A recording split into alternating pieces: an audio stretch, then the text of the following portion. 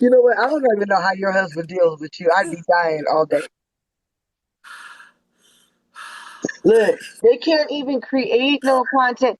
If they're not talking about us, they are duetting someone's video. They have no content of their own.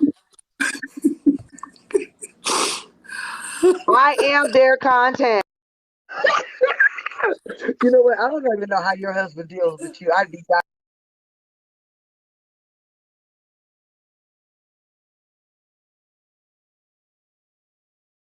dying all day. Look, they can't even create no content. If they're not talking about us, they are duetting someone's video.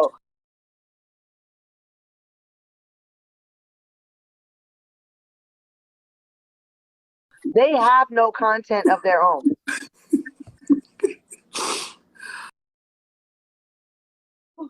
No It tact, smells. no decorum. They don't even know what tact and decorum is. No tact, no decorum.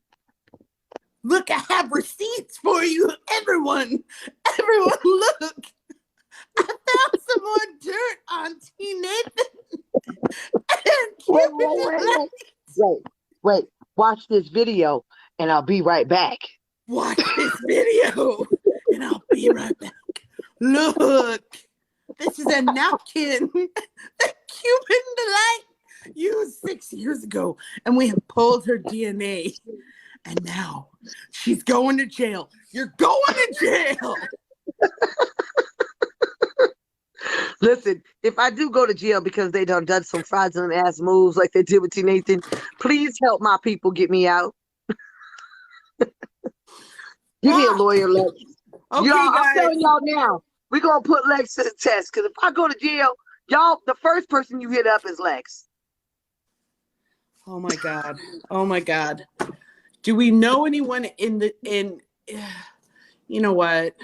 We may need you guys' help with T. Nathan, but we can't talk about it right now. You know. Right, we'll know soon. Yeah. When someone said they got my bail money, hey, good, because somebody, you know what do we need to do? I'm gonna What? start a weekly. What did we call it earlier, or something fund for a snitch fund? We need the snitches fund. So I will start a snitch fund. Hashtag snitches get stitches. Hashtag snitches get stitches. Cash app. Hello, my name's Lex Scott. I'm Oh, that's currently called being right. stalked We're gonna call it the Freedom Fund.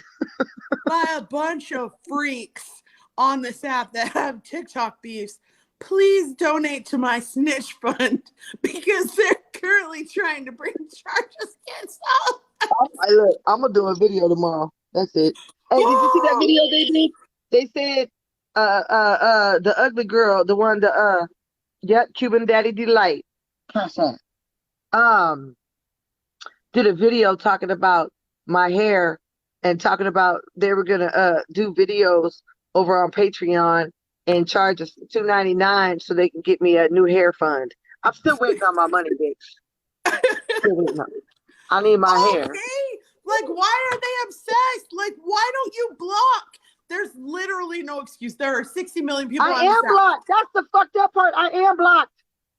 Like imagine blocking someone and then creating a fake profile to like go look at their shit. Ooh, I'm gonna block this bitch. Now let me stalk her under a fake profile because I'm so obsessed. You have to really get therapy for that. And we all need therapy.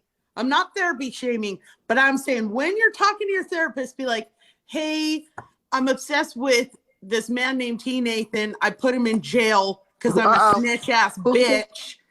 And, you know, I'm trying to put this girl named Cuban Delight in jail. And I blocked her on TikTok, but I create fake profiles so that I can watch her shit. What the fuck is wrong with you guys? All day. All day. I'll be right back. Okay, so look, let's take them through a timeline. Because the Take them through the timeline.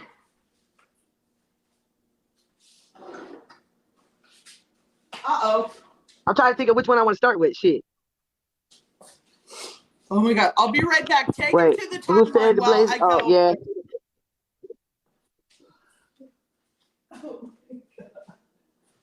Oh, these people. Okay, so this is timeline here. Listen. So back when I was young, what's the time? Back in 2020, I was a dummy and friends with these. Yeah, they're reporting the page. No, I think it's not. It says I have bad service. I don't know why. Hold on. I just turned my. Let me fix it. Hold on.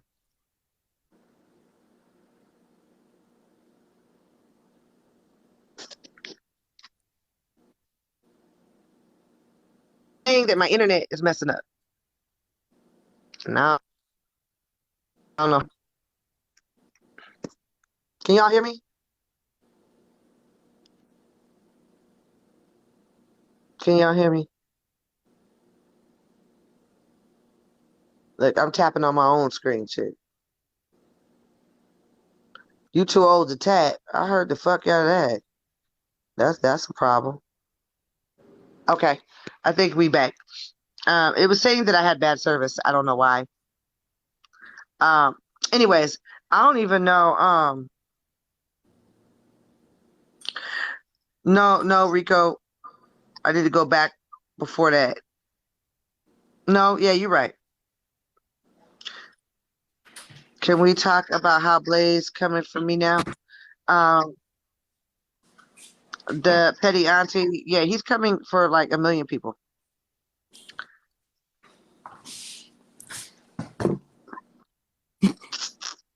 I had to get situated because my shit was freezing and acting stupid. Um, we made buckwheat mad. Not buckwheat. We made buckwheat mad. They said. What you drinking? Landon made me iced coffee. What is it? Iced coffee. Oh, okay. I don't know what I thought you said. Shit. Anyways, so when T Nathan got out, to be honest, if we remember, he was really, really liberal. He named the people who had inner workings with it. But let me take you there. Here, let me do this. So when T Nathan got out, soon after that, I dropped a video because the racist troll Heather Sheridan's roommate was reaching out to me because she's a terror in everyone's life, not just here. This is who she is, and was giving me information. And I found out that the investigator that helped put T Nathan in jail, her name was Candy. So one day I did a video. I did a Lex Scott. I was like, "Hey, Candy Cane," and I had candies all over the screen. And I was like, "What's up, Candy Cane?" Because she goes by Candy. And I said, you're on the wrong side of TikTok. Like they're the broke, busted out, drunk. Everyone's drunk on the live, like laying on the couch all day. Like you're on the wrong side of TikTok, bro. You need to come on over here, right? Soon after that, I get these two random calls on both my phones. And it says, "Hey, Denise." I'm like, "Who is this?" And they're like, "We got info for you." And I'm like, "Oh, shit. Who the fuck is this?" "I'm not going to tell you who I am." And I'm like, "Well, then get the fuck off my phone," right? Long story short, the investigator who thinks that she's smart, and she probably is for them because they're not too smart, but she began to pretend like she was the investigator's assistant, right? From a troll phone, right? Like I didn't Google the phone number to find out if it was real or not. Um, so I already knew it was a game. She started to tell me how the Fold and myself were being investigated by the FBI. Gave me proof of the IC3 reports, and began to proceed to tell me that all of it was Heather's fault, and it was all Vanessa's fault. And I was like, "Well, I need receipts, right? You need to show me, like, how the fuck do you know?" Well, Mia had nothing to do with it, and she had nothing to do with it at all. I'm like, "You got me fucked up if you think I'm gonna believe that shit." Because the investigator worked for Mia. So, anyways, this woman starts giving me all these receipts that were all bullshit. Like, I'm a convict. I'm an ex-convict. I know fraud when I see it, and I know a fraudulent document when I see it. I'm like, this is straight bullshit. But they're so extreme, Lex, that they have literally pretended, gotten fake emails of agencies that don't exist, convinced people that they do exist, make up fake emails acting like they're from the mayor's office, and it's not the mayor's office, but to someone who's not have a trained eye or don't know, they're buying the shit. And she just kept pushing the line and pushing the line. And she even at one point blackmailed me and said she didn't know that I had the recordings from my school where her voice. Oh no. Talk to Oh, the no. bitch. Oh, you were So frozen. I know. Uh-oh.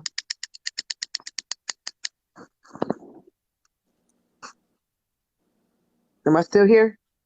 Yeah, you're there, but it's loading. There's like little balls on your screen loading. Am I the only one that sees that? That she's loading? Tap the screen. Oh no. She's frozen. Well, anyway, thanks for joining Free T Nathan. You know, it's just like, come on. Is that better? You're frozen. Oh, you're moving. Hold on. Is that better? Go like this. There we go. There we go. I'm back. Okay. Am I back? You're Yeah, back. let me put my phone down and maybe if I don't touch my phone. All right. So anyways, she didn't know that I had the recordings of her voice at my school. So I started kind of playing her like, hey, yeah, the school got back to me. They about to send me all the evidence, but I already had it. You know what I'm saying? And then she would make subtle little comments, the investigator, like if anyone tries to expose me, I'm going to expose your birth certificates. I'm like, isn't that blackmail?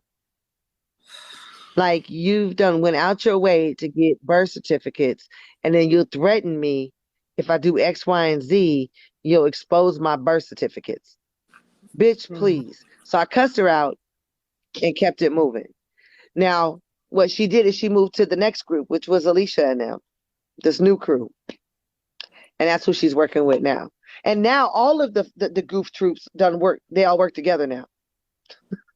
Well, this is the thing. Every time I see and in the midst of that, when I see one of their videos, I go to the video, I go to every commenter, and I block every commenter, and then I block them because fuck them.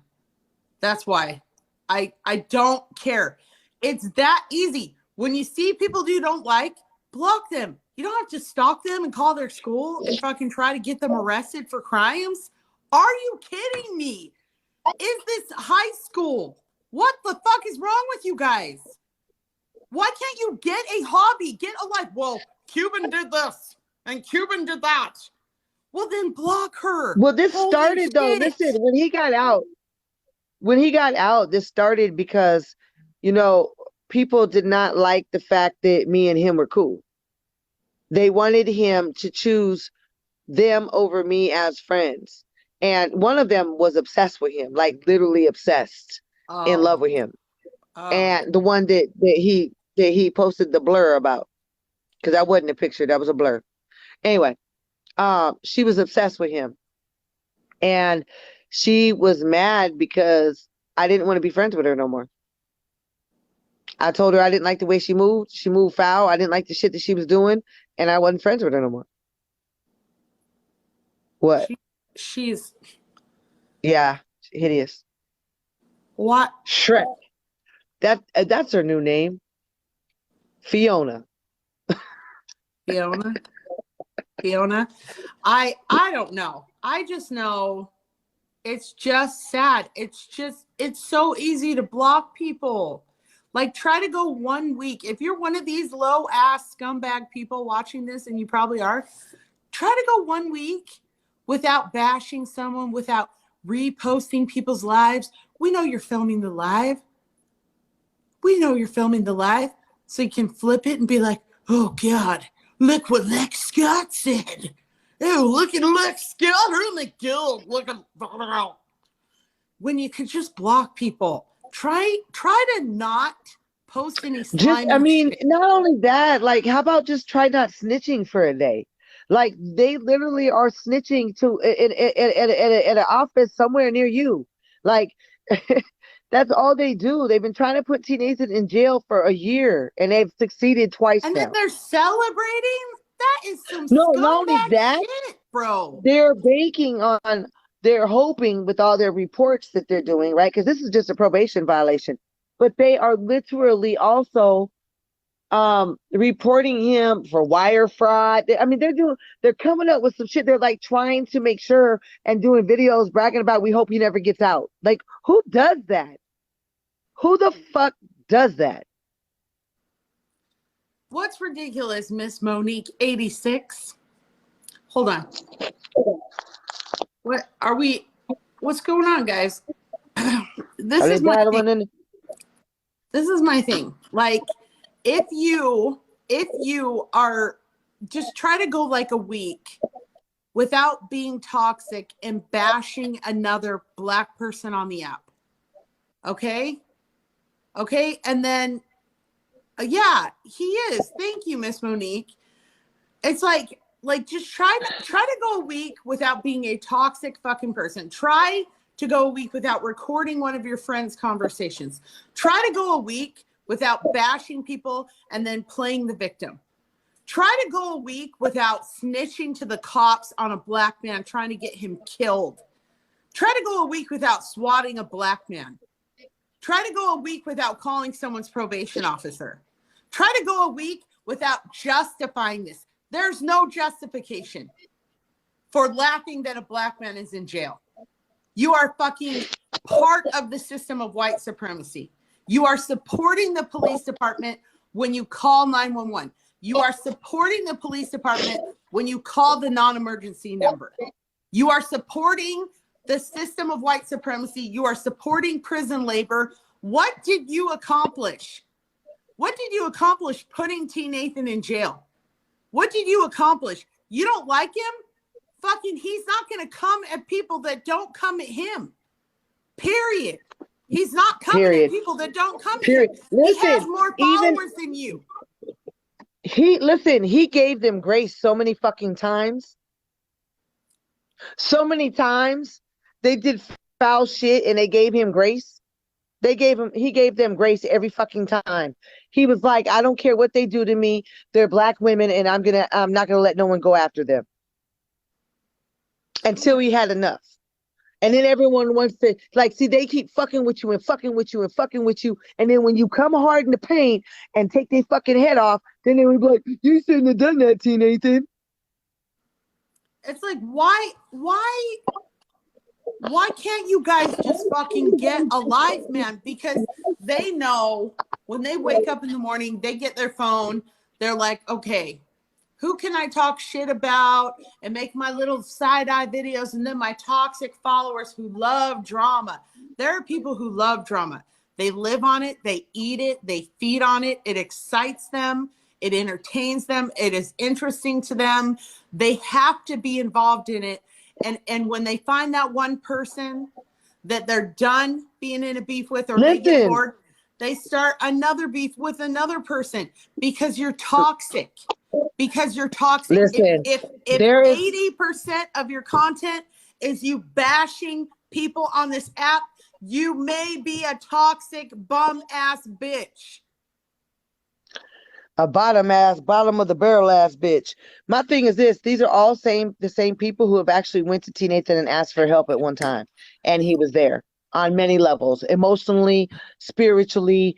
It could be financially, on this app, off this app. These are all people who have asked him for help at one time. And these are also people at many times will, like, literally, there's a couple bitches who went after me, this and that posse, and T. Nathan, because we wouldn't go live with them. Make it make sense. Listen, but let's not forget about the body cam shit. Did you see that shit, Lex? Oh yeah, he released the body cam because this fucking snitch called the cops, hired private investigators to try to get T. Nathan arrested. And then when the police were like, okay, we're arresting him tomorrow, he's like, okay, I'd like to request the body cam footage because I want to post that. Because it makes me feel good to be a snitch ass, punk ass bitch. You know what's fucked up though? This is the cold part about Blaze. And Blaze, I hope you fucking hear me. Let me tell y'all something about Blaze. Blaze is a bitch. He's a bottom bitch. Just real quick, let me explain. He's a bottom bitch, a fucking nothing ass nobody who sits in a fucking robe all day with a crooked motherfucking hairline at that to boot.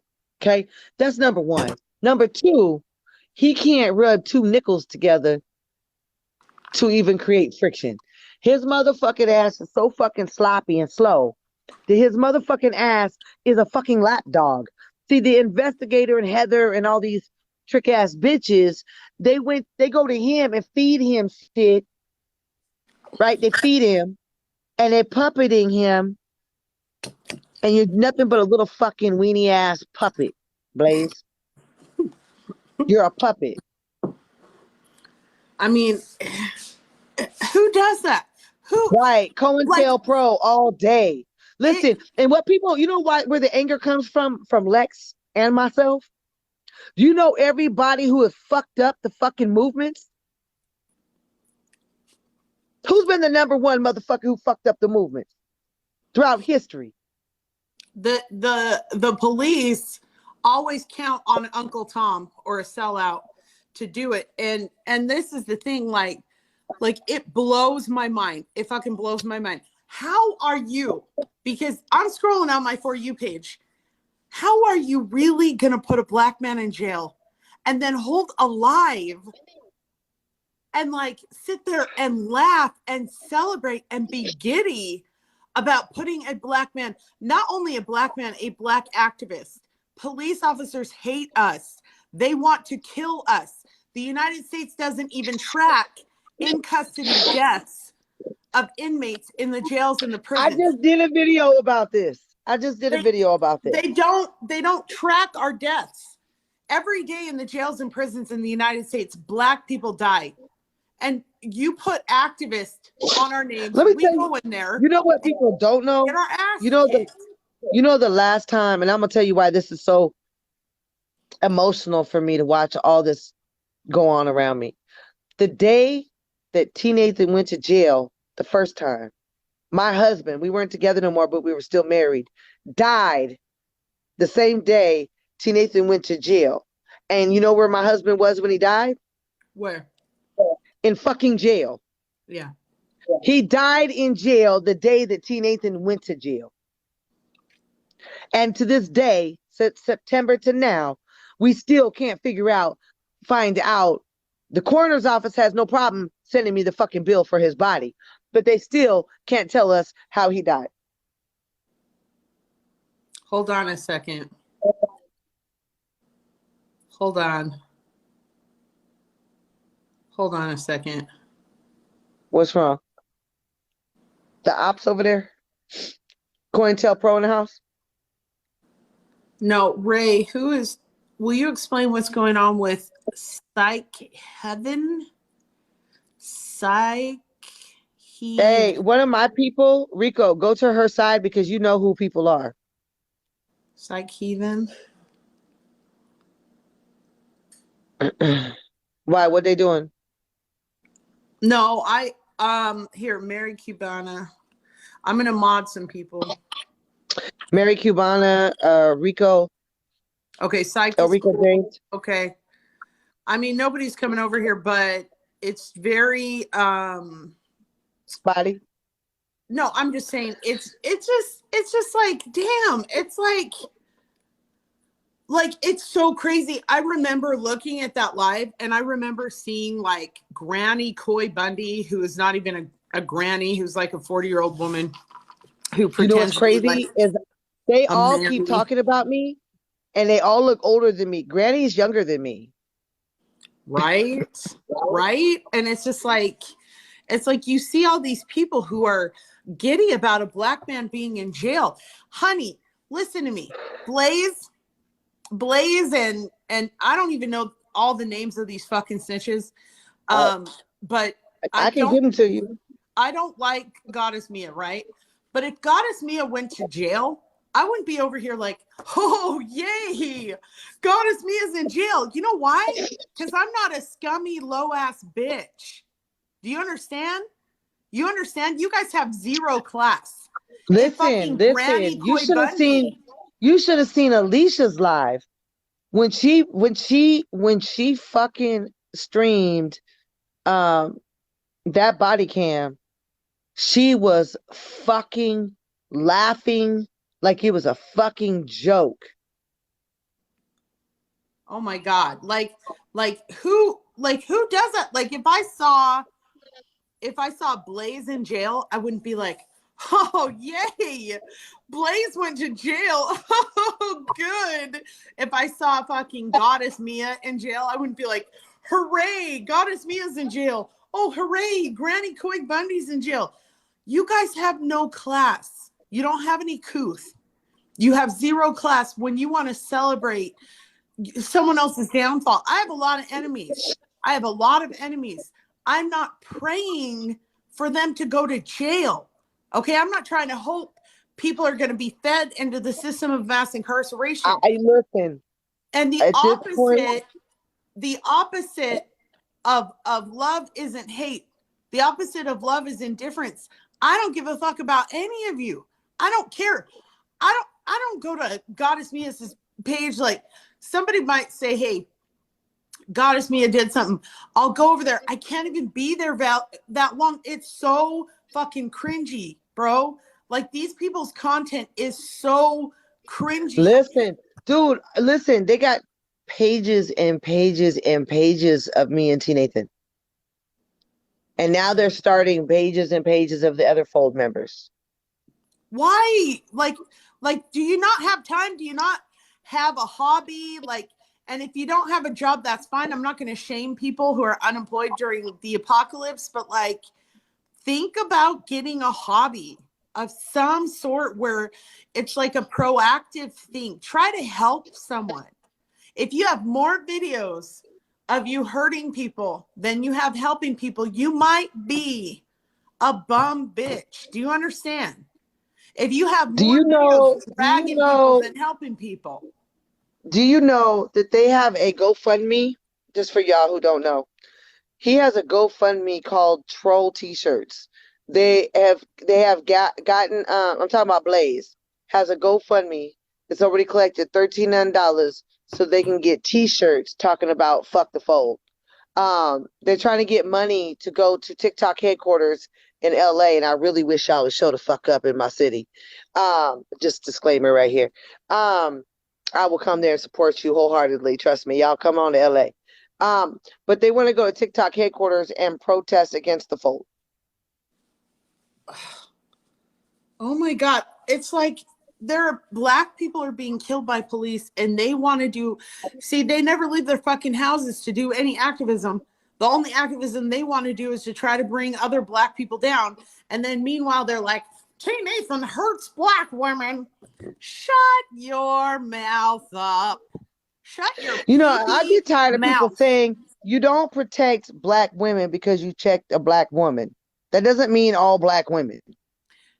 And listen, you guys. Shut your pee-pee dodo head mouths. Shut your poo head mouths. Shut your dodo head mouths. Bunch of pee-pee dodo heads around here. That's what I think. Did she say dodo? She said dodo mouth. You guys, did you pre-record that? Heads.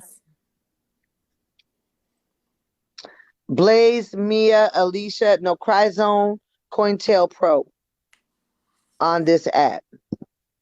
Okay, so and this is the other thing. They have an issue with this. Listen, when we're on the streets, Lex, I've said this a million times, but they don't seem to comprehend it. But I really think that you would understand perfectly. In the streets, in the movement, in whatever movement we're in when it comes to this shit, to activism. If there's an op in our presence, no matter what color, shape, size, or creed, you're getting the fuck out the way. And we will expose you. So when you get mad because motherfuckers expose you, you need to look at you. Because I obligated to expose the ops, period. I've been there on the streets when the police have infiltrated. And or some motherfucking snitches infiltrated the movement. And I'm the first one to confront them in the motherfucking street. So I don't know why y'all keep thinking I'm scared of you making a fucking video. That's all you're going to do is make a video and put people in jail. You snitch and make videos. Who gives a fuck? Y'all weak as fuck. We are people in support of T. Nathan.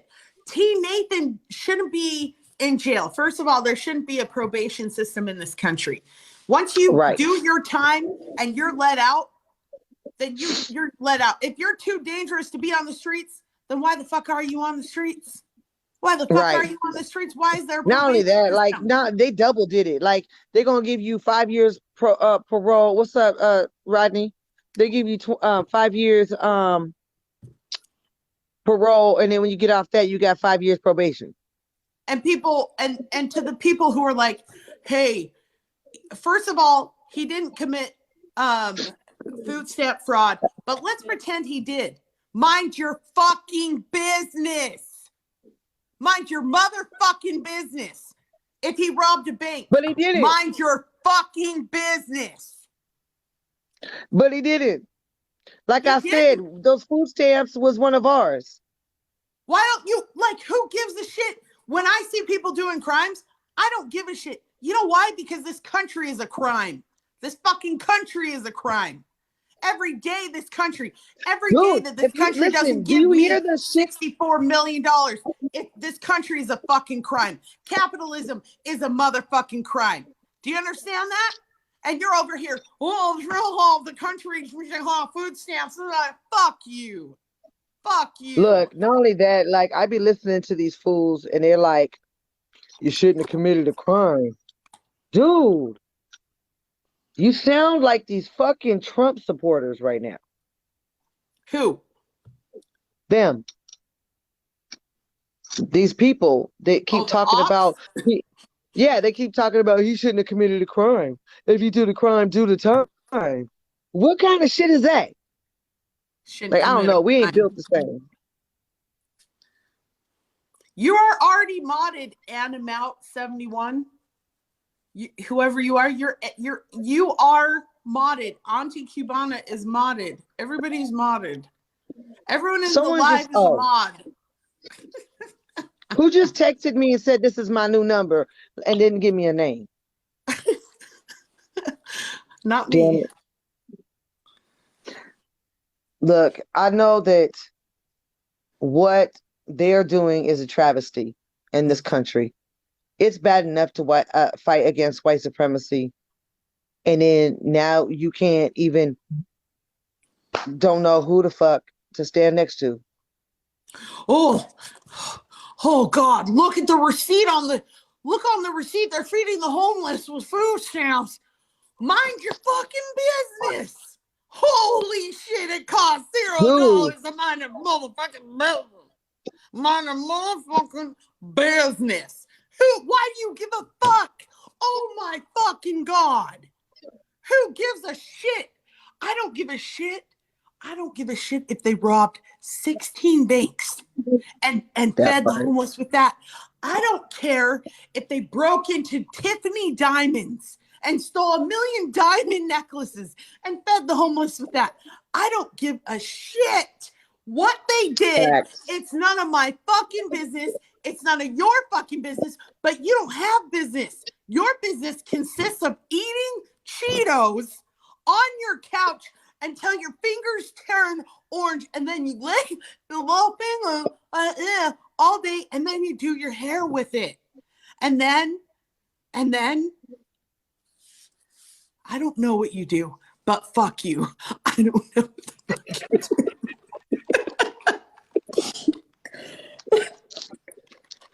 Look, I'm starting the snitch fund because I know Rodney, she's sick. She's sick with it.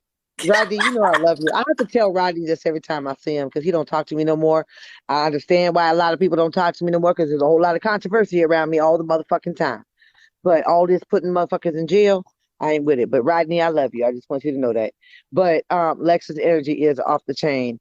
I just at this point, like any person that says anything to him, we're going to jail. I'm gonna tell you this: if you guys put me in jail, I promise this on my life. If you put me in jail, you better hope I never get out. You better hope that I never see daylight again. You better make sure that I'm doing life without. Because check this out: T. Nathan will not be in there forever. And as long as he's in there, just like any other injustice in this country, we will continue to fight for him, just like anybody else.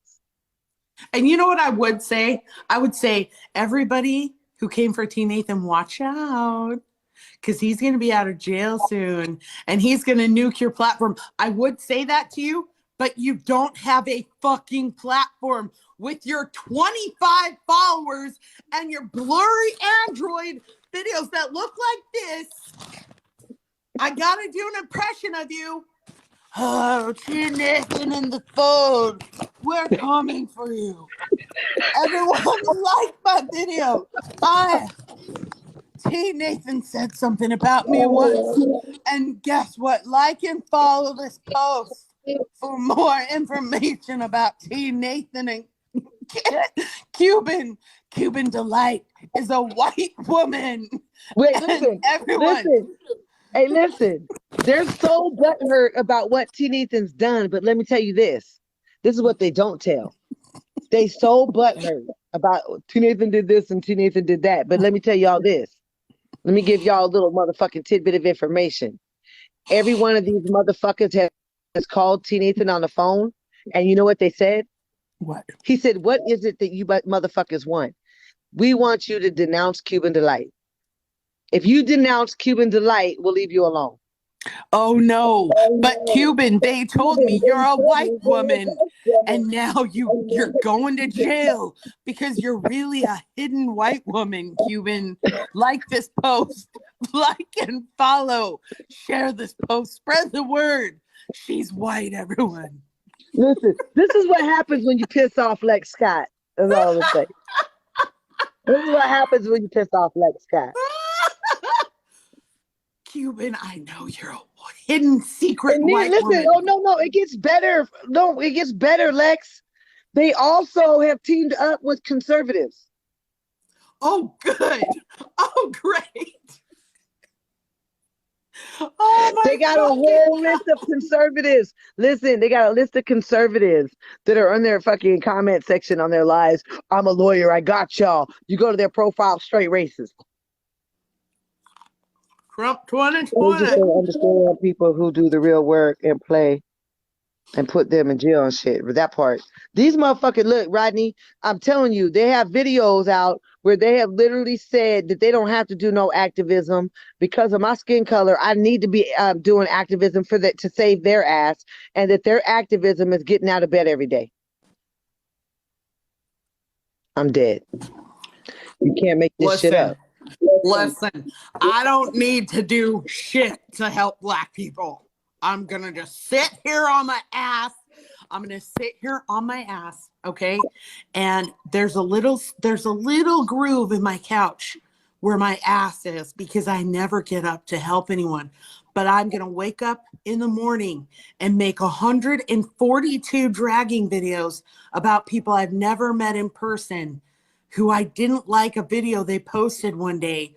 So I'm trying to get them thrown in prison and killed. That is you guys. What is wrong with you guys? Holy shit. He mad. He just made a video.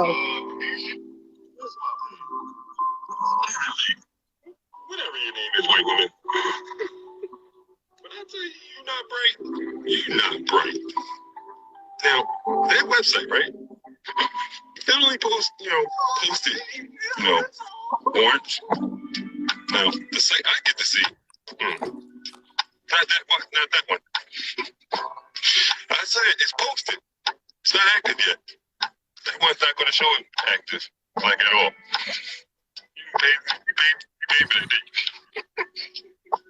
Great. You paid that $24.99 to see. Shorty, I'm all in your head. Good question. Why you got on lipstick in the middle of the night? It look like you freshly just put that crap on. Is that voodoo stuff, that voodoo babe crap? That look like that same purple lipstick that can fall up your lip, piece by piece. Tell me you're not obsessed with me. Lingerie. What? Lingerie where? No, take that off. That's just not it. Lingerie? Okay, this is my impression of him. Nobody. He said I'm wearing lingerie. Am I wearing lingerie? Cuban, the warrant's not up yet. It's coming tomorrow, Cuban. Pay attention. It's coming tomorrow, Cuban. I'm coming for you. Right? You're going to jail, Cuban. That's I'm not what a it do to you. snitch, though. When you don't go active, I mean, just sleep in your clothes. I'm all in your head, shorty. Man, you ain't Vanessa. Everybody mad. And don't blame for me. Don't try to call me no rat. I don't make up warrants. That narrative is dumb. Like, who came up with that? He snitched. He makes up warrants, once the judges have to sign, and then, you have to go through a whole legal process to make it. You're not right. And, just to let you know, I'm going to get a copy of the warrant as soon as you hit active. Just like I did T-Face. Just make it your body cam. And we're going to remix that on live again. Yeah, that's going to be fun. Good luck, shorty. You're going to need it. Because your whole life is over. Oh, yeah, your sister, she said goodbye, too. You're going to jail, Cuban. I am. There's a fucking warrant, Cuban. Do you understand? Cuban, I'm going to jail. I know. you're going to jail, Cuban. You know what? Your life's over, Cuban. You understand? Watch your fucking back, Cuban. Delay. Listen. Can I get my snitch fund, please? Cash App. It's in my bio. Snitch fund, please. And to be honest, I'm gonna keep it. I'm gonna keep it up. Hold on. I'm supposed to tell you, Dana Marie 1113. Lex, can you tell Cuban that I was blocked? Her and I are mutuals. Okay. Well, why did y'all block my friend? I don't know who it is.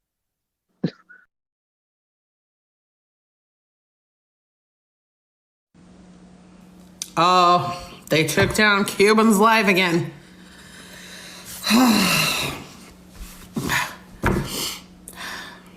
You fucking people.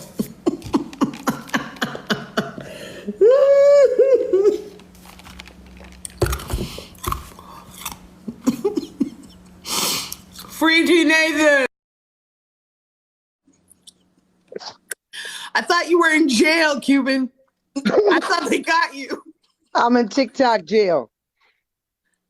Hey, all bullshit aside, though, these guys have done so many fraudulent things to get people. I've been shut down a couple times already tonight. TikTok didn't shut me down. They're mass reporting my page. I actually do think that a warrant's going to pop up because I think that they're lying and manipulating and doing whatever.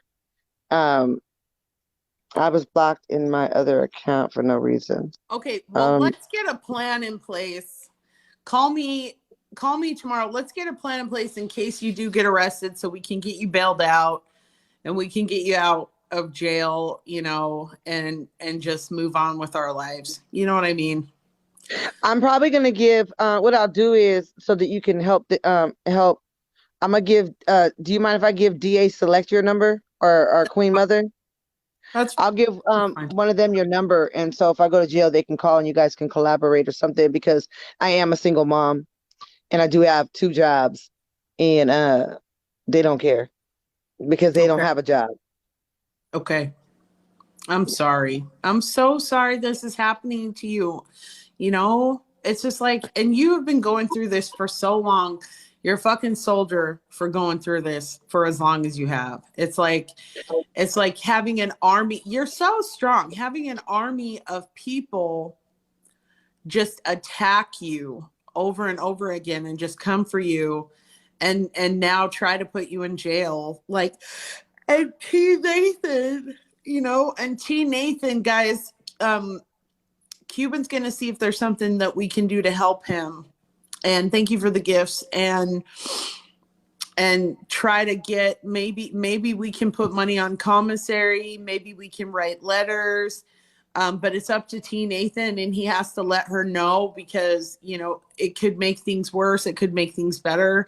So next time she talks to him, she's going to ask him, like, hey, can we write letters? Is there a place we can send commissary so that we can give him commissary? Can we help for a legal fund for him? Whatever we need to do to try to get him out. And there's not a bail fund because it's a probation violation. Okay. And Right. yeah, and it's not for using food stamps to feed the homeless. It's for a probation violation, I think. I don't know. That's my guess. I have no idea. Right? So what we're gonna do is DA Select still in here? Let me know if DA Select's still in here. That's what his video said. Yeah. So we're going to I'll contact him tonight, or you know, we'll probably talk to him tomorrow, myself or DA Select. We'll ask him exactly what he wants done. And you'll be the first person I contact to let it be known. And then you know, we'll probably drop a video or, you know, whatever. You know, there's a part of me, yeah, that part right there, Rodney. Part of me is like, you know, to be honest, you know, this is what's so sad. One of our Fold members died about 3 weeks ago, and these bitches made fun of it.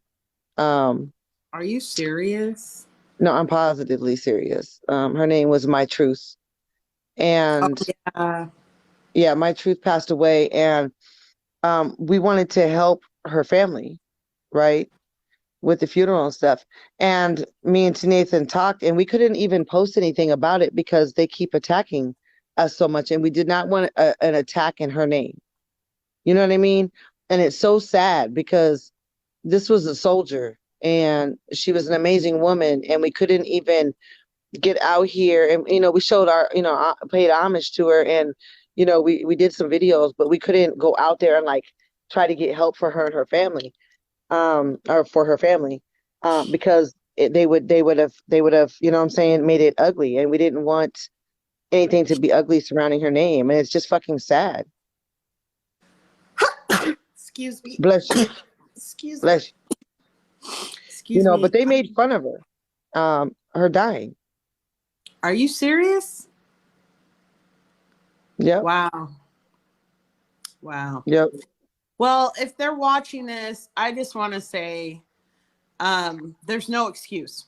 You can make a million videos, and I'm sure they will. Well, Lex, Cuban did this, and Cuban did that, and T Nathan did this, and T Nathan did that. Nothing that they ever did. I don't care if they walked up to your mother and slapped her in the face. Nothing is worth this. Your fucking obsession, your fucking stalking, your fucking snitching. There's nothing that is worth this fucking vendetta that you have. You got to fucking block Cuban Delight and block T Nathan and block everybody and fucking move on with your lives. You have to grow up. You know what's really sick? Grow up. This is what's sick. You know, they found this nut job, Blaze, right? I saw Blaze about 4 months ago. Didn't know who he was before all of this. And I saw his page one day, and I was like, what the fuck is he talking about? So I scrolled through, and he was talking about, someone said something about his son, which I couldn't see where they said it, about some girl named Jessica, never heard of her in my life. And he will sit there and say that we all are part of the Fold, and that we're all a part of this girl, and we don't even know her. We don't even know what you're talking about, bro. Like, you're sick in the head. Oh, man. Mental illness is real, Gives me a headache. It gives me a headache. Trying to support my son, Mama Blamazon. Mama Facebook Blamazon. Who's your son? Hey, I'm listening. Oh, Hold on, I'll somebody be right said, back. Hold on. I'll be right back. You keep talking to people. I got a headache, y'all. No, I mean, all bullshit aside, though, I do think that they're trying to get a warrant on me, and they have filed a million charges on me. I don't know for what, and don't know how much of it'll stick. Um,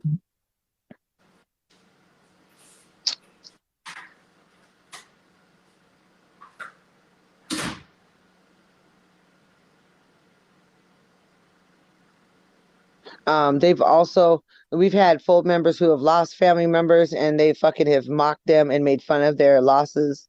Like, these people are fucking sick. Thank you, Sassy. It's just, pathetic. I mean, I'm not scared of going to jail. The problem is I know I didn't do shit, and people are like, well, you haven't done anything. You don't have nothing to worry about. Dude, innocent people are in jail every day. Every day.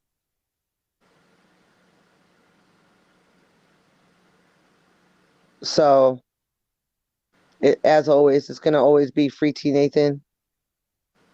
Yes, please go read, go watch my last few videos. I think the last 3 or 4 for context on more shit that they're doing. They're blackmailing people. They have literally, for those who just came in, they've literally blackmailed one of the Fold members, or tried to extort her, that if she didn't give up another Black woman's identity and information, that they would dox her, and she wouldn't give it up, so they doxed her. You know what I mean? Like, these people are sick. And, people, and let me just say this. Those of you who keep bringing up my biological sister who's fucking with them, she's a whole racist too, against her own fucking people. And I'm gonna treat her just like I treat any other op. Real talk. Do not care. Run this to her. She talks about, all this lies about me, but she has literally caused so much harm to her family. And my sisters are in this chat. Lala St. James, Jessica, Labyrinth, Lex. My sisters are up in here. All right. Period. So I just want to end by saying this to everyone who's watching this, all the snitches out there. I know, and this is going to be a little speech I'm going to give right now. Hey, I love your You're speeches. sitting at home on your bed in your crunchy bathrobe that is so dirty, it's kind of crunchy, okay? With your crusty slippers on. In your bed with your sheets you haven't washed for 6 years. Okay?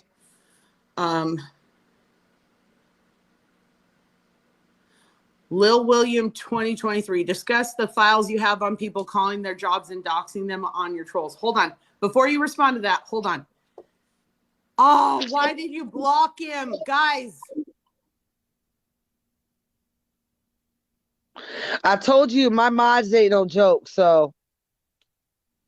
All right. Well, I know they can unblock him though. They can unblock him. See, unblock him. This is the thing. Unblock him. Unblock him. Oh, fuck. Okay, this is the thing. This whole thing has gotten out of control. You guys want to post information, and then you don't want your information posted. You guys want to call the police on people like a bunch of fucking snitches. You want to do all this shit. Just fucking move on. Scroll on your For You. Block Cuban Delight. Move on with your life. You have to get a hobby. I don't care how many things you think she did wrong. I don't care if you think she smacked your mama. I don't care what she did. You have to let go of your obsession. It is sick.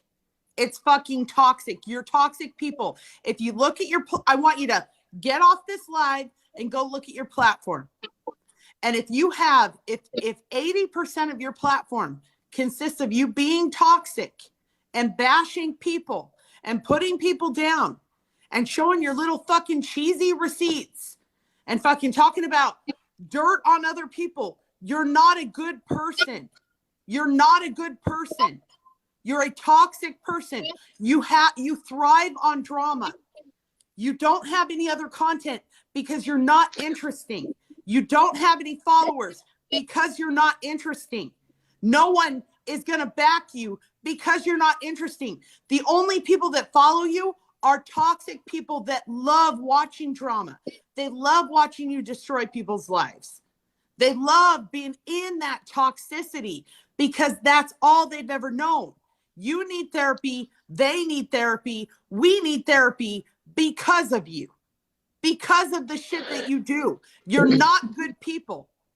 You're not good people. Well, they did this to me. Great. Then block them and make some content about uplifting Black people. Post a Black-owned business in your neighborhood.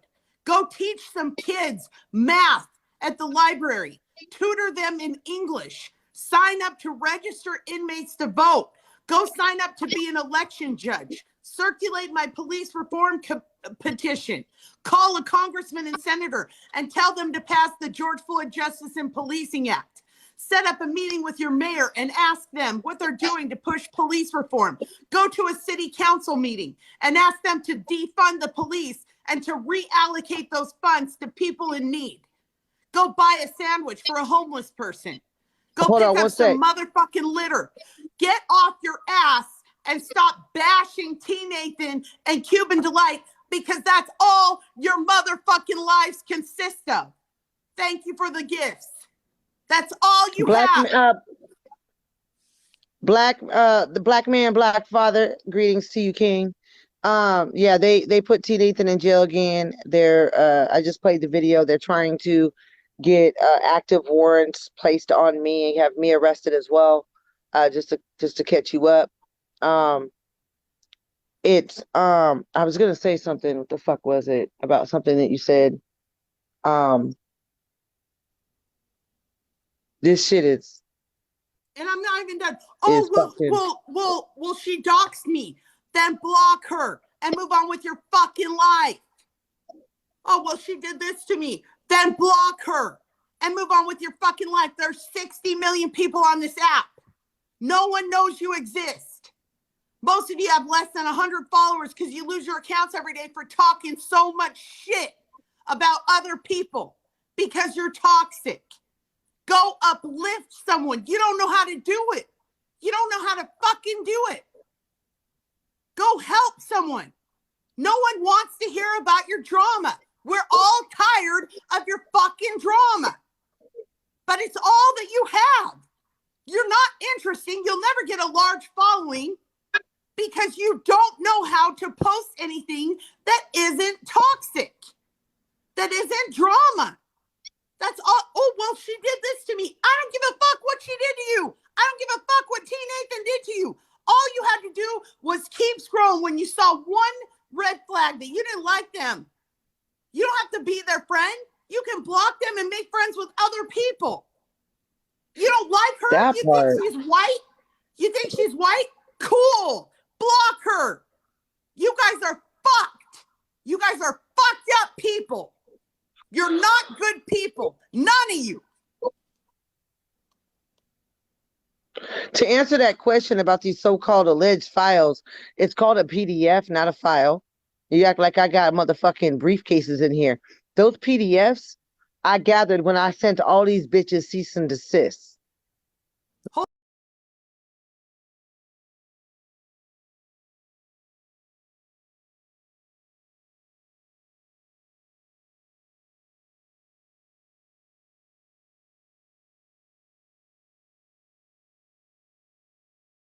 Catch up on your rent and utility payments. Apply for help at mohousingresources.com.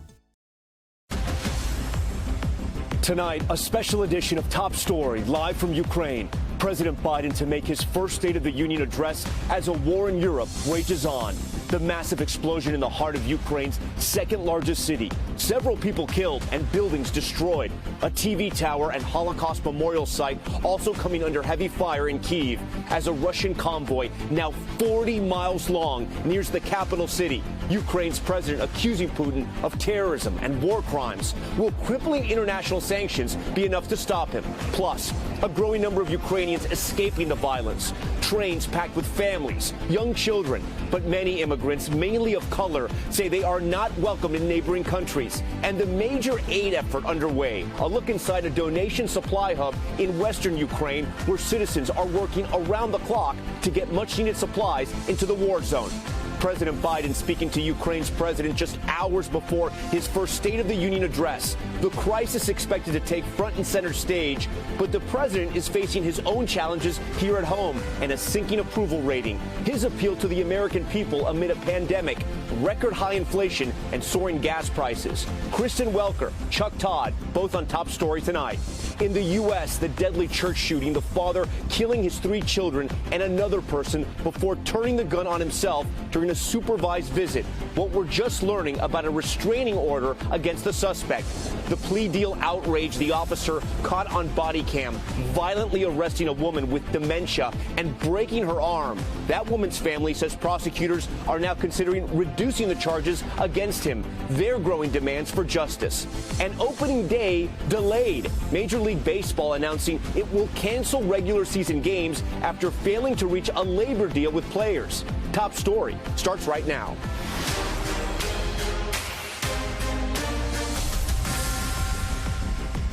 And good evening. President Biden preparing to make his first State of the Union address. But we begin Top Story live from Ukraine, where Russian attacks of key cities are intensifying. Shocking video showing a missile strike decimating a building in Ukraine's second largest city. Several people killed, including a child. Maternity wards there now moved to bomb shelters. Heavy shelling also on Kyiv, taking out a TV tower and damaging a Holocaust memorial site where Nazis committed atrocities during World War II. Ukraine's president today saying history is repeating. And Russia's massive armored convoy is advancing towards the capital city as peace talks between both sides stall. Zelensky and President Biden speaking today at the White House. They say the two talked about continued U.S. aid and more sanctions against Russia. In less than a week, more than 600,000 people have fled Ukraine. But there is a massive relief effort underway here. I spoke with everyday citizens now working 24/7 to get supplies to the front lines. We'll have all of that in just a few minutes, but we begin with Richard Engel, again from Kyiv. Facing growing resistance and mounting logistical setbacks, Russia tonight is unleashing an even more massive and deadly assault against Ukraine. The eastern city of Kharkiv is taking the brunt of it. Ukrainian officials say Russia targeted a government administration building with a missile strike. This was the aftermath near the city's Freedom Plaza. Kharkiv's mayor warning the city is surrounded. Ukraine's President Zelensky accused Russia of targeting civilians, a war crime, and said the barbaric tactics are aimed at pressuring Ukraine to make a deal. Diplomatically, Russia has become a pariah, shunned today at the UN Human Rights Council as delegates walked out during a pre-recorded message by Russia's foreign minister. The Ukrainian military says it's been able to hit back at Russia, including this drone strike on Russian vehicles. But will it be enough for what Russia has prepared? Ukraine's capital is now staring down the barrel of this 40-mile-long convoy closing in, but doing it slowly. A senior U.S. defense official says the convoy is facing fuel and food shortages. So bombs and missiles now are doing most of the dirty work. Ukraine says this is what's left after a Russian airstrike on a military base outside Kiev, and that Russia targeted this TV tower downtown. Russia tonight ominously warning civilians to leave central Kiev, saying it will strike intelligence and communication sites there. The heartbreaking toll of Russia's invasion is growing. We went to the basement of Kiev's main hospital for mothers and babies. Under the rusty pipes are patients who were already in the hospital and need continuous care. These twins, born prematurely. Oleksiy, who had just had a blood transfusion when the bombs started falling. And Nicole, born with complex needs and who requires daily attention. So how are you feeling? I have a child myself who has special needs and has extra health issues, and I know how powerless you can feel to be a parent with a sick child. It's very hard, Oksana says. We want this war to stop because our kids suffer and we cannot get home. They're holding on, but don't know if the worst is yet to come. All right, Richard joins us now from Kyiv. Richard, talk to me about the atmosphere there in the capital city of this country. I know when those Russian reports first went out that they were allegedly telling people to leave the city center, that it was going to be bombed. What kind of atmosphere did that create? I know over here in the western part of Ukraine, air raid sirens actually went off on that warning to where you are. So there have been air raid sirens and a few airstrikes that have happened throughout the day here so far. But people are not generally changing with each report, partly because communications were disrupted by one of the strikes that hit the television tower. So not everyone is getting local television anymore. They're not getting access to Russian television anymore because Russian television stations have been banned here. So it is not that people are following the news on an hour-by-hour basis. We are, and we've seen how the Russian military convoy is coming toward the city. Now there are reports that the convoy is slowed down, that the Russians have issued this threat to abandon the city. I don't think most Ukrainians are following it in that kind of granular detail. They know that the Russians are coming toward this city, if not tomorrow or the next day or the day after that, and they are preparing to stay and fight, or they're preparing to get their families out. Yeah, Richard, on that point, I did want to ask you, because people have been coming every single day. This convoy is approaching, as you've been reporting over the last couple of days. I want to ask you, are the people that are still there hunkering down, or are there still people trying to get out every single hour out of Kyiv? People are still trying to get out. Some people wait till the last minute, or they change their mind, or they think they're going to ride it out, or they have financial difficulties that somehow get solved. So people are still crowding out of the city. There are people still sleeping in the subway stations. There are people still heading to the train stations or taking cars to leave, because as this convoy gets closer, the fear is that it will not just come and attack this city. The fear is that it first will besiege the city, that it'll surround the city, cut off the city, and then there'll be strikes after that, punishing strikes to try to change the government, to get the government to collapse, leave Kiev, and install a more pro-Russian government. So people here are still absolutely leaving because they fear that the window to do so could soon close. Richard Engel leading us off again tonight here on Top Story. Richard, thank you. And that sense Richard mentioned that the worst may be yet to come is driving more than 100,000 Ukrainians a day to leave this country. But not all are leaving the country. Some are staying behind, volunteering their time to get food, clothing, and even diapers to the war zone. Take a look. Tonight, the wave of refugees sweeping across Europe is growing. The UN says more than 600,000 Ukrainians have escaped in just 6 days. Many of the refugees boarding outbound trains are children, some too young to understand. Families desperate to escape the looming onslaught in the east. Ksenia's husband staying behind. Me and 3 children, we came into the train. From trains to Hungary, to buses to Greece and Poland, even by foot to Romania and Slovakia, the reasons to leave are the same. To save my life of my baby. We are innocent! But some black immigrants tonight say the journey out is getting harder and harder for them. Mostly they would consider white people first, Indian people, Arabic people, before black people. As long as you're black, no one likes you. As so many scramble out, others are standing by. In western Ukraine, the Lviv Art Center now feels like an Amazon warehouse. So we here a lot of shampoo, shower gel, some soaps, everything, pasta. Everything is on the move. Food, clothes, diapers. Not for customers, but for countrymen. You see these diapers, is it kind of hard to see because you know who needs these diapers, right? Yeah. Yeah, so you see, it's all volunteers. It's all the staff from the people who want to help. We want to help our army. We want to fight. The civilian effort to take on the Russians is not just about fighting. It's also about helping. Inside all of these bags are food, winter clothing, and other supplies. But they're not going to the troops. They're going to the victims of this war, Ukrainians all across the country whose neighborhoods have now been bombed out. Before the war, Vitaly was a student at Kyiv University. Now, he's on the front lines of the aid effort. So are you scared of the Russians? No, I'm not scared because we know what we fight for. We Ukrainians, we fight for justice and for freedom and for liberty. And Russians, they do not know what they fight for. They have a dictator called Vladimir Putin, and he just gives them orders, and they go, but they do not know what they fight for. But will you keep doing this every day? Yes, every day. I do not study now.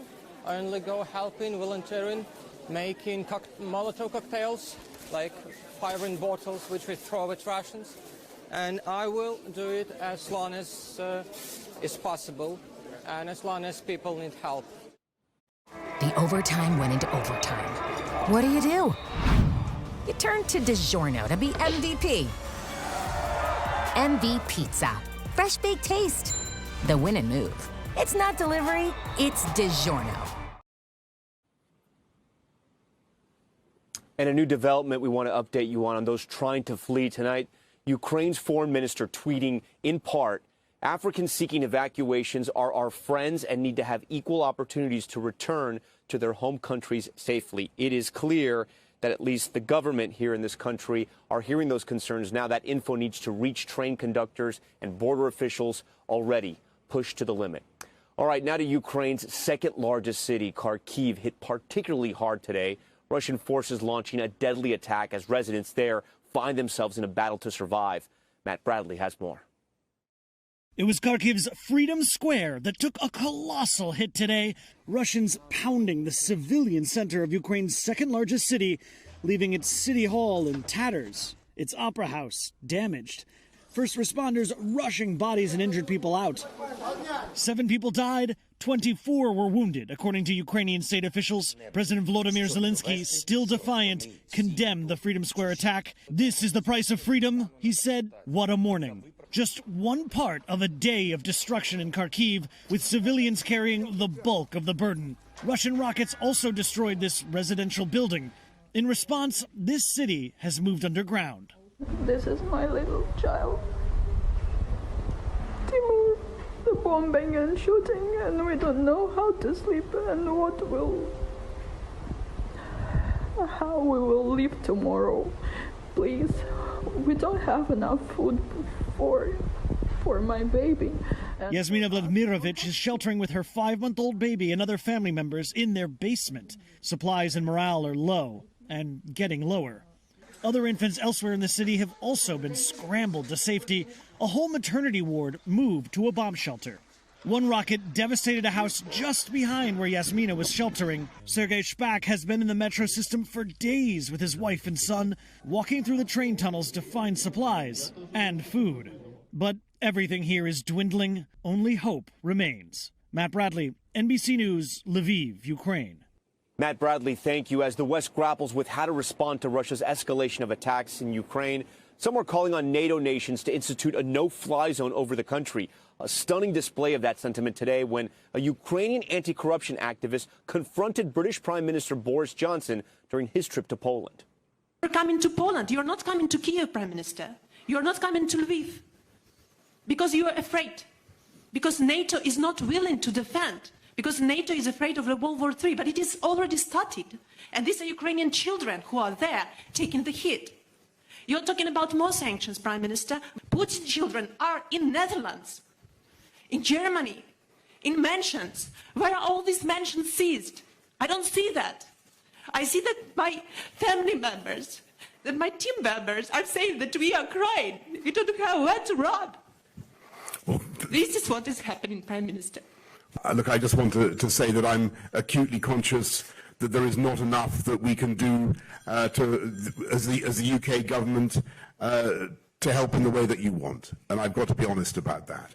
And when you talk about the no-fly zone, as I said to Volodymyr Zelensky, I think a couple of times, unfortunately, the implication of that is that the UK and would be engaged in shooting down Russian planes, would be engaged in direct combat with Russia. That's not something that we can do or that we've envisaged. And I think the consequences of that would be truly very, very difficult to control. Activist Daria Kaleniuk's exchange there with Prime Minister Boris Johnson. Her plea for help has been heard around the world, and we want to bring in NBC News military analyst now, Jack Jacobs, to talk about that moment. He's a retired U.S. Army colonel and Medal of Honor recipient. Colonel Jacobs, always great to have you here on Top Stories. So you saw that exchange, you heard it there. There's been so much tough talk about NATO, about consequences for Russia, but people are supplying weapons to the Ukrainian people here, but no one's really helping them fight. Do you think they're going to go through this entire war going at this alone? Yeah, I think you can expect that's exactly what the case is. Interestingly, Belarus reportedly has sent troops on the Russian side to also invade Ukraine. Ukraine's on its own. We have to keep in mind a couple of things here. I think Boris Johnson was very forthright. The NATO has no interest whatsoever in establishing a no-fly zone because it means you have to defend it. You can't just say it's a no-fly zone. You actually have to shoot down Russian airplanes, and NATO is not going to do that. The second thing is, almost as important, and matter of fact, more important, is getting military goods, replacement parts, anti-aircraft weapons, anti-tank weapons, and ammunition in particular to beleaguered Ukrainian forces. And it has to be done soon. The reason is that once Russian forces encircle the cities, they're going to send forces from the north and the south to meet up and to isolate Ukrainian forces in the east, who then cannot any longer be resupplied over land. So if there's going to be some military assistance, if there's equipment that's going to be sent to the Ukrainians, it's got to be done as quickly as possible. Another week or maybe 10 days may be too late to assist the Ukrainians in their defense of their homeland, Tom. Colonel, you served bravely during the Vietnam War. You know about close combat. Tell our viewers what this war is going to look like once the Russians roll into the capital city. Well, I and a lot of my people who are about my age fought in cities during the war in Vietnam. It is extremely difficult, both for defenders and for attackers. It takes an enormous toll, ruins the city, and unfortunately, civilians wind up getting killed in very large numbers. So the toll all the way around is extremely unpleasant. For the Russians, they would like to be able to take the city these cities without reducing them to rubble, because they well know, as much as anybody, how difficult it is to attack a city that's been reduced to rubble. They did it successfully during the Second World War with their backs to the river in Stalingrad.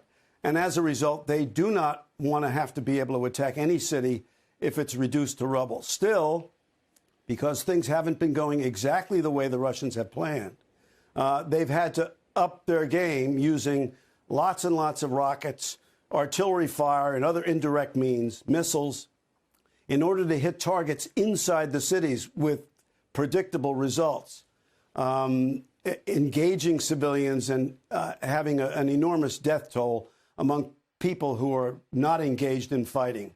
But they are persistent and single-minded. We don't see Vladimir Putin giving up and engaging in some kind of meaningful conversation which will result in the withdrawal of his forces. He is committed to pouring everything they have into taking Ukraine and the mess that's going to entail afterwards, Tom. Colonel Jack Jacobs for us tonight. Colonel, we always love having you on Top Story. We thank you for your analysis. Inside Russia tonight, the country's economy is spiraling as sanctions mount. The public scrambling, seeing long lines at ATMs and banks as Vladimir Putin eyes workarounds to mitigate the impact of those escalating economic penalties. All this as protesters continue to be detained at demonstrations in major cities. Keir Simmons joins us now from Moscow. Keir, I want to ask you, how are Russians feeling the impact of these sanctions, and what's been the public response to them? Tom, I was just listening to Jack Jacobs talk about the Russian approach, and it made me think of one thing that is really seared in the memory of Russian people in the history, and that is the siege of what's now called St. Petersburg. And that happened in the Second World War, and millions of people died, and every Russian family in that city remembers or knows or has relatives who died in that siege. So when we're talking about a potential siege of Kiev, the idea that the Russians are going to watch that, a city that they will recognize as a lot like their own, that is pretty difficult to comprehend. And that, I think, gives you a picture of why there are Russians who are speaking out. We now have a number of 6,700 protesters arrested. Tom, there is a petition now with more than 1 million signatures. And at the same time, as President Biden prepares to speak to Congress, to speak to the American people, to speak to the world, President Putin is trying to prevent the Russian people from getting information about what's happening in Ukraine. And what I just described perhaps gives you a picture of why. So here in Russia now, Radio Echo Moscow has been taken off air. We think you can still hear it on the internet. The Wikipedia page, the Wikipedia Russia page, is being threatened, it says, by the Russian prosecutor with being blocked because of a page that it has called Invasion of Ukraine 2022. So there are clearly deep concerns within the Kremlin, and we've talked about this before, Tom, that there are deep concerns about the impact it will have on the Russian people, because the Russians appear to be facing that they're going to need to get bloodier in Ukraine, as you were just discussing, in order to see this campaign through. That being said, there are many Russians who still support President Putin, who watch state television, particularly people outside of the cities and different generations. Keir, going back to those sanctions, can you feel those sanctions yet? I mean, are people looking at you? Is it difficult to buy things over there? Are people upset with the West? Look, there are aspects of life here in a city like Moscow that have changed. For example, you can't use Apple Pay, you can't use Google Pay anymore. We just heard Apple, for example, saying that it will no longer sell products here. Now, those things may seem like a small thing, but I've just been thinking today, Tom, about the way that it's not just the economic, it's the social changes that we're potentially seeing for middle-class Russians that could really have an impact on their lives. Again, when you look back in history, and the Russians really do value history. It's a very important part of their lives. When you look back in history, for example, at the Cold War, that was a time when a place like this, people in the West didn't know this place, Moscow, and people in Moscow really didn't know the West. It's completely different now. The two societies are interwoven, not just economically, but culturally. And to the idea, Russians have been telling me that they are going to have that ripped apart, not be able to travel to the West, not be able to buy products, I think that does have an impact.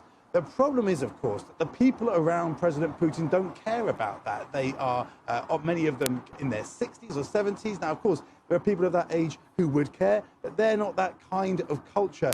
They are living, literally, if you like, in a fortress behind those Kremlin walls. They don't really think it's that important for Russia to have a kind of what they would see as a Western culture. They're more interested in trying to restore Western pride. The irony is, of course, they are very much at risk of doing exactly the opposite.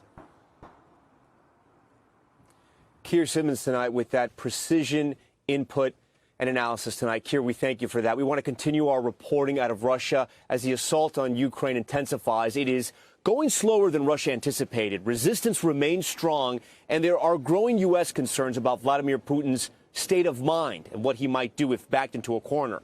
Andrea Mitchell has that story. Vladimir Putin tonight, frustrated and angry with the pace of his assault on Ukraine.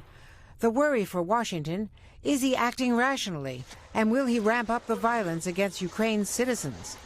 There is no new intelligence on his mental state, But U.S. officials say everyone, including President Biden, sees an angrier Putin, increasingly detached from reality in his speeches, isolated from longtime advisors, rarely coming into the Kremlin, and when he does, meeting on opposite ends of a supersized table, more than 20 feet apart. That, I think, creates this kind of delusional bubble about what he thought was going to happen when he first launched this attack. Officials tell NBC News Putin has lashed out at underlings in private and in public bullied his top spy on state TV. Say it directly, he said. What do you think is going on there? I don't know what is the matter there, but whatever it is, the people of Ukraine are paying the price for it. Now he's raising the stakes for U.S. military planners by putting Russia's nuclear forces on heightened alert. You don't want a madman backed into a corner with nothing to lose, especially if that madman has nuclear weapons. With the Russian economy collapsing under the weight of global sanctions, and some of his own oligarchs even criticizing the invasion, what might he do to stay in power? He can threaten or carry out cyber attacks against the West, including the United States, and he can threaten to use battlefield nuclear weapons. All right, Andrea joins us now live from Washington. Andrea, I know you've been covering all of this so closely. What's been the Biden administration, their response to Putin's nuclear threats, and are they taking that seriously? They're worried about it just because it does suggest a real irrationality on his part to even talk about using nuclear weapons. But they say that President Biden is deliberately downplaying Putin's nuclear threats, not raising the alert, for instance, the alert status of U.S. nuclear weapons, which would have been the equivalent reaction, trying to de-escalate a crisis, Tom, with a really unpredictable enemy. Tom? Andrea Mitchell for us tonight. Andrea, we always thank you for joining this broadcast. With every cup, we cultivate some of the finest coffee in the world, celebrating farmers as artists, elevating every coffee moment, because with every cup, precious coffee preserves the beauty of our world. Nespresso, what else? Turning now to the White House, the president will give his last assessment of Putin and the Ukraine invasion in his first State of the Union address, while also taking account of the continuing challenges there at home in the U.S. Kristen Welker has more from us from Washington. Tonight, President Biden on the cusp of a State of the Union address that's not the one he anticipated delivering just days ago before Russia's invasion of Ukraine. According to excerpts, he will say Putin's war was premeditated and unprovoked. He rejected efforts at diplomacy. Putin was wrong. We were ready. Touting the U.S. response as he did recently. NATO was more united and more determined than ever. Today, Mr. Biden speaking with Ukraine's president. But domestic challenges are also looming large, with the president's approval rating plummeting. A new poll today shows Americans disapprove of his handling of crime, immigration, the economy, and inflation. Americans still grappling with soaring prices 7 months after the president insisted inflation would not last. Most of the price increases we've seen were expected and are expected to be temporary. President Biden will lay out plans to help, including making more cars and semiconductors in America. Judy McNamara owns a pub in Virginia and is struggling. I used to have savings. I don't have it anymore. Personal savings. You've dipped into all of your savings? Yes, I have, in order to keep this afloat. Yes, ma'am. On COVID, the president likely to tout cases and hospitalizations are down, though Republicans say the problems for the president are piling up. The State of the Union's in disarray because of President Biden's policies. I hope he talks about reversing it tonight. I don't think he will. The White House says the guiding theme tonight will be the importance of unity abroad and at home. He's also going to call on the American people to be strong, to be resilient, to look forward, because he always says that when Americans are together, there's nothing that we cannot do. And my expectation is you'll hear those very words tonight. Kristen joins us from the White House. Kristen, as you know, it is very late here in Ukraine, usually prime time for Putin to start dropping bombs on places like Kyiv. Given that and all the sort of fast-moving developments coming out of this country, how much is the president sort of rewriting this speech? Well, they have been, Tom. They're bracing for that exact split screen that you just mapped out. And look, officials here say the president and his aides have been reworking the speech, and part of it will lay out the threat posed by Vladimir Putin. In fact, he's also expected to say, quote, when dictators do not pay a price for their aggression, they cause more chaos. So we'll be listening closely to everything that he has to say about Ukraine. We will also be watching closely for some of the protocols inside the chamber, Tom. Masks are optional, but testing is not. You have to have a negative test to get into the chamber. And today, some Republicans saying that they will not attend because they either don't have time or don't want to get tested. Tom? Kristen Welker, who will be very busy tonight. Kristen, we thank you for that. And our special coverage of the State of the Union begins at 8 p.m. right here on News Now. Hallie Jackson leading that coverage. Lester Holt and Savannah Guthrie anchor President Biden's address beginning at 9. And, of course, as I mentioned, Kristen and Chuck Todd will have the post-show analysis directly following on News Now. Now we want to toss over to New York, where Gabe Gutierrez has today's other headlines. Gabe, good evening.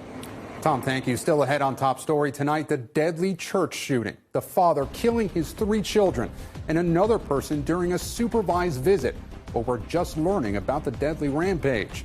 And the teacher caught on camera slapping a student across the face. How the school and police are responding. Stay with us.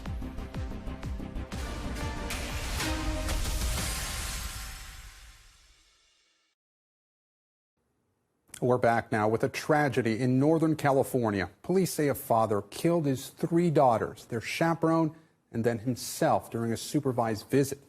NBC national correspondent Miguel Almaguer has the grim story. We're going to need multiple fire and EMS. The radio calls for help sent out an army of officers racing to the scene.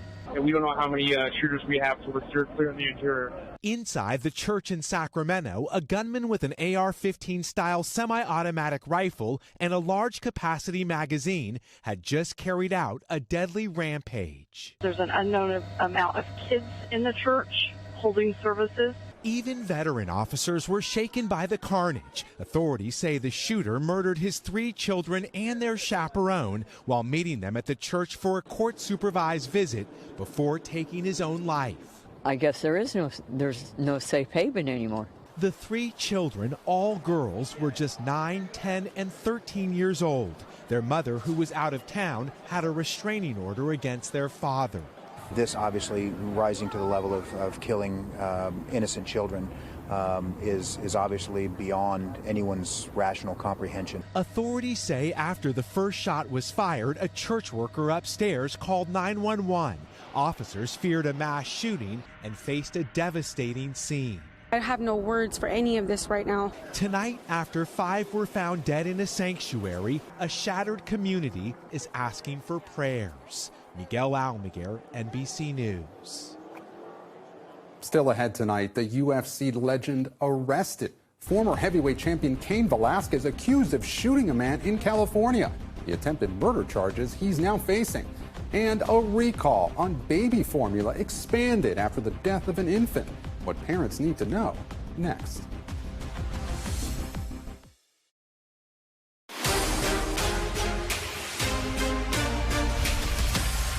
Now to Top Stories news feed, and we begin with the MMA star facing attempted murder charges. Police say 39-year-old Cain Velasquez was arrested for a shooting in San Jose, California. A former UFC heavyweight champion is being held without bail. No word on what led up to the shooting. The victim is expected to survive. An Indiana teacher was caught on camera slapping a student. School surveillance video capturing the moment the teacher hit the student, causing the student's head to hit the wall before falling on the floor. The school says the teacher was arguing with the student about his outfit. Police, Child Protective Services, and the state's Department of Education are all investigating. A recall on infant formula is expanding following the death of at least one person. Abbott Laboratories is now recalling Similac PM 6040 cans and cases produced at a Michigan facility. The FDA says one infant died after being exposed to the powdered formula. The recall had already included 3 other types of formula made at the same facility over complaints of bacterial infections. Breaking news tonight from Major League Baseball, the league canceling several games and pushing back the start of the 2022 season after the league's players' union rejected a labor deal to end the owners' lockout. It'll be the first time a labor dispute has kept players off the field in nearly 30 years. Joining us now with more, NBC News correspondent Sam Brock, live from Miami. So, Sam, these talks have been going on for the better part of a year. What are negotiations getting hung up on right now?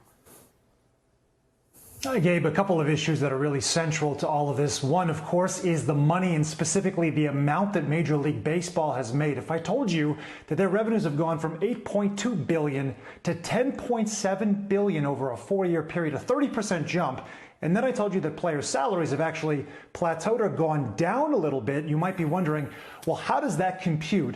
The players are also wondering the exact same question. More than half the league, Gabe, makes about $1 million or less, which sounds like a lot of money, and certainly it is.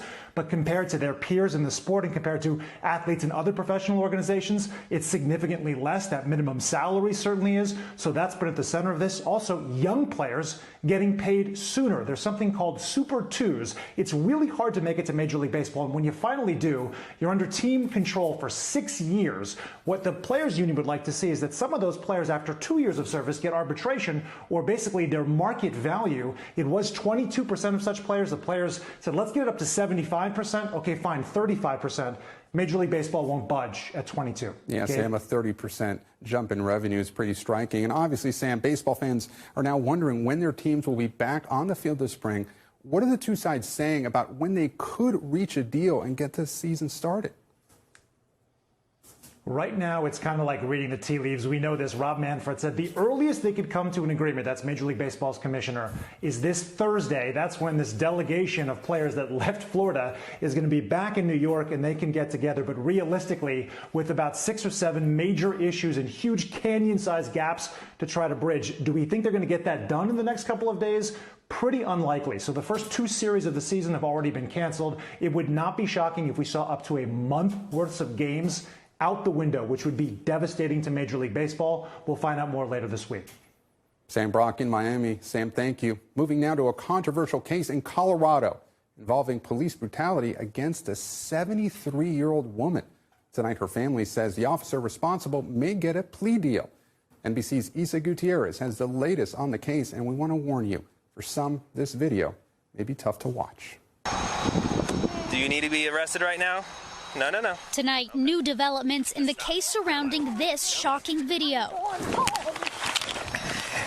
Body cam footage from June 2020 showing Colorado police officers arresting a 73-year-old woman. Now, the woman's family says that officer may get a plea deal. I'm shocked and angry that this is being offered. In a federal lawsuit filed against the city and 2 Loveland, Colorado police officers last year, the woman's family attorney said her client, Karen Garner, has dementia. She suffered a dislocated shoulder, fractured arm, and sprained wrist after officers slammed her to the ground and hogtied her, according to the lawsuit, and wasn't offered medical assistance for 6 hours. The incident began when Garner was accused of stealing $13.88 worth of items from Walmart. The charges against her were dismissed. This has taken a huge toll on her, and you can tell that she's been affected by this. She doesn't understand at all why it happened. In April of 2021, video released by Garner's lawyer shows the officers discussing the arrest the day she was booked, saying it went, quote, great, and appearing to laugh about the incident. The arresting officer, Austin Hopp, was placed on administrative leave, and both officers later resigned. Only Hopp was then charged with second-degree assault of an at-risk adult, according to the Loveland Police Department. There needs to be some change in this department. In September, the city of Loveland agreed to a $3 million settlement in the case. But now the family telling our affiliate KUSA they recently learned from this hearing notice Hopp may enter a plea deal, reducing his charges. I felt like they were really going to bat for us. And until we see this. The prosecutor in the case told us they could not provide additional information on a pending case. In a case with this much video, how common is it that a plea deal is offered? The advent of police body cam and dash cam video has likely led to a lot more plea deals. And the reason for that is we have some more certainty about what happened. So trials are no longer just he said, she said events. We reached out to Hopp's attorney and they declined to comment or provide more information about the potential plea deal. By what Austin Hopp did, he was not serving or protecting. And Isa Gutierrez joins us now on set. Thank you so much for being here. So what else do we know about where this case stands and what the police department has said about the charges against the officers? Sure, Gabe. Well, the prosecutor told us today that there is a hearing scheduled for tomorrow morning. So as far as what that potential plea deal might look like and how it could affect Hopp's sentence, we're hoping to learn more tomorrow.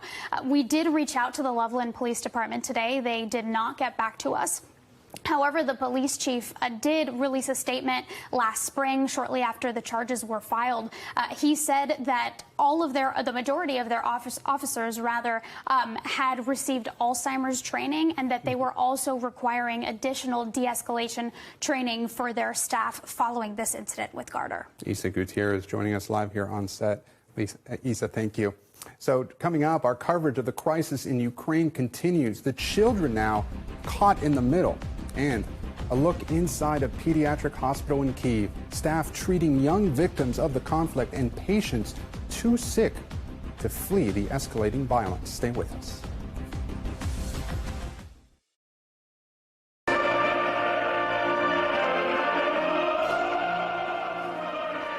And that is the cast of Don Carlos singing the Ukrainian national anthem at New York's Metropolitan Opera last night. 24-year-old company member Vlad Bialski, center stage, has his entire family still in Ukraine. As millions across the globe show solidarity for the people there, we have a rare look tonight at the most vulnerable children in hospitals, some injured in the fighting and others too sick to flee. Sky News correspondent Deborah Haynes reports from Kyiv's main pediatric hospital. The trauma of war in a children's hospital. This boy was hit by gunfire as Russian forces advanced on Ukraine's capital. Just 14 years old, he suffered face, back and leg wounds 3 nights ago. His latest procedure described as minor surgery. Russia's invasion prompted medics to set up this makeshift emergency department. 3 children have been brought in so far, including a 10-year-old who died en route. That was the quiet place with just kids, with the scheduled operations, and now in one moment it changes. So okay, this is war. We are and 2 days ago we have the gunfights all around the block with the artillery fights, etc., etc. As well as preparing to treat war casualties, he and his colleagues have an equally vital job to do. Here in the emergency department, the doctors are tired. They're worried about an influx of more patients, and they're also worried about what to do with the very sick children who were being treated in this hospital before the war started. The lights are off because of we should be like nobody should see us, so we without light. 4-year-old Nikita has leukemia. He receives chemotherapy and blood transfusions. The little boy also has Down syndrome. But usually children should not be in the corridor. The noise you can hear is his teeth grinding, something he's done since Russian missiles started falling. This is where he should be treated, but his mother now has to shuttle up and down from the basement, where it's safer for them to stay. How are you feeling dealing with all of this? I'm sorry to ask. You know, trembling, hands are trembling. Legs like you are in fitness gym because downstairs 10,000 meters a day, steps a day, up and down with children, with bags. She wants to take him out of the country, but it's hard. Our children can't live without hospital, without medical treatment. You know, it's just a few days and that's all. So we should, if we will go to another country, we should cross the border, but with a doctor. They're not alone. Other children dealt the same cruel blows, fighting life-threatening disease in the middle of a war zone, and with Russian forces closing in on the capital. Deborah Haynes, Sky News, Kyiv. Sky News correspondent Deborah Haynes with that very powerful report there. Life inside a pediatric hospital during war. Coming up, Chuck Todd joins us with a preview of President Biden's big night, the world watching his State of the Union address. Stay with us.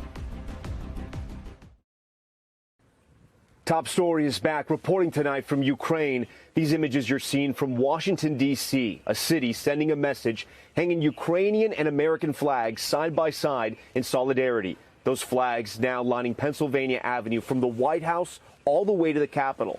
And, of course, that's where President Biden will soon make his way to deliver his first State of the Union address. The Ukrainian ambassador to the U.S. among the guests invited to sit in First Lady Jill Biden's box in another show of support for Ukraine.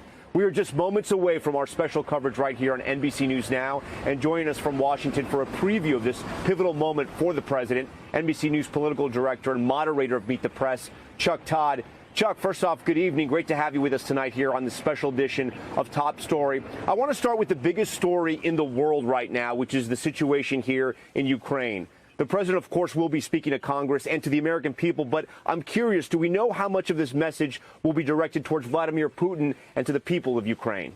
Look, I think a big part of the early part of this speech is going to be devoted to Ukraine. It's going to be, I think, the goal is the president wants to send a show the world that there is American unity on this, to show Putin there's Western unity on this. So, yes, there is a desire by the president to strike a unifying note on Ukraine as part of a message internationally. Part of that is to send Putin a message, but also to try to rally folks here at home on this.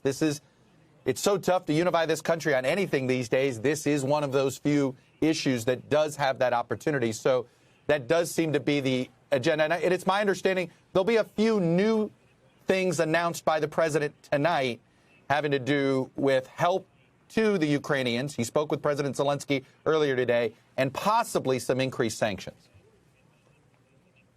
Yeah, the world will be watching for those comments. These moments, Chuck, I know you know this, these big speeches are always a good time to kind of get a temperature check on the White House, to look at wins and losses, both in domestic and foreign policy. When you look at all of that and the polls and the coverage, how is Joe Biden doing? Look, he's not doing well right now, as far as if you look at it from a political perspective. He is at basically he's got a lower job approval rating than any Democratic president has had since the 90s, since really the first term of Bill Clinton, lower than anything Barack Obama experienced, and it's frankly lower than we've seen Donald Trump at some of his lows. So he's certainly, I would argue, this speech couldn't be coming at a better time, though, for this president at the moment he's at. And I think what I'm curious about is how much the American public is open to listening to him. I think, given the current crisis in Ukraine, I think the audience is going to be a little larger tonight than is normal, because I think you'll have people that aren't just fans of the president, curious to see what he has to say about Ukraine, what updates they are. So it's an opportunity for him to essentially see if he can reconnect with a public right now that is a bit disconnected from him. They're very negative on his handling of the economy, very negative on his handling of COVID. And maybe some of those things are out of his hands. Maybe this is exhaustion. It's all of those things. But does the crisis in Ukraine open the door for him to have conversations with voters who've been skeptical about other things? That's something I'm watching for tonight, Tom. It's no doubt going to be a major test. You mentioned there the 90s, and I would like to go back to that time. President Biden right now is faced with a huge decision about how to handle Ukraine. We've seen in the past presidents haunted by the decision to either take action or to take a back seat. And I'm thinking of President Clinton when we talk about wars in Bosnia, with the situation in Rwanda. Not an exact comparison, right? They're not exactly alike. But what does history tell us about how this can affect a president, especially heading into the midterms? Well, look, I think a lot will depend on what happens in the next, let's say the next week. I mean, just 6 days ago, I talked to folks inside the White House who weren't sure Zelensky was going to stay in the country. And it's not because they didn't have faith in Zelensky, pro or con. You just don't know how a situation like this plays out. Well, the Ukrainian people have put up quite the resistance. The president has turned into a bit of a national hero and really a global hero to many right now.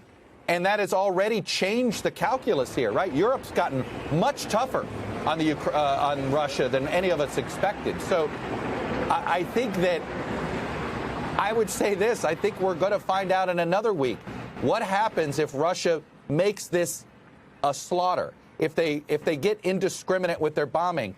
how comfortable is the West going to be to sit here and watch all of that? So I think we have a lot to see what happens before we know for sure how history is going to judge the West's actions here. The next several days are critical for sure. Finally, I do want to bring this back home. Inflation, of course, is a major concern for so many Americans. Is this speech an opportunity for President Biden to kind of reframe his economic agenda, or at least be honest with the American people about how long all of this is going to last? Look, that's what they're going to try to do tonight, Tom. In fact, the phrase you're going to hear a lot of is cutting costs, meaning cutting costs for you at home. They want to reframe universal kindergarten or universal pre-K as a way of, hey, this is childcare. This will save you money at home. You're worried about high prices. We're going to cut the cost of prescription drugs. So they're trying to take the most popular pieces of their larger domestic agenda and make the case that they are also help and fight inflation. Now, that's the question, Tom. Is the public ready to embrace or listen to that? I don't know. And that's why I think this is such an opportunity for the president tonight. On the international front, you have an audience curious to what he has to say.